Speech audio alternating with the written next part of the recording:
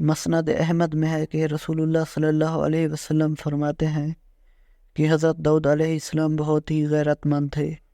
جب آپ گھر سے باہر جاتے تو دروازے بند کر جاتے، پھر کسی کو اندر آنے کی اجازت نہ تھی۔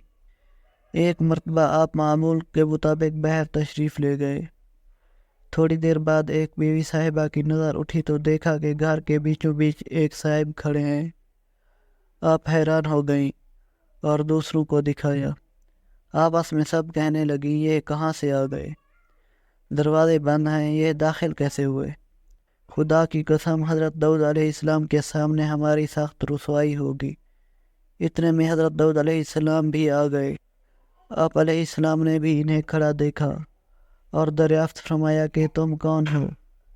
اس نے جواب دیا، وہ جسے کوئی روکے اور نہ ہی دروازہ روک سکے، اور جو کسی بڑے سے بڑے کی مطلق پرواہ نہ کرے۔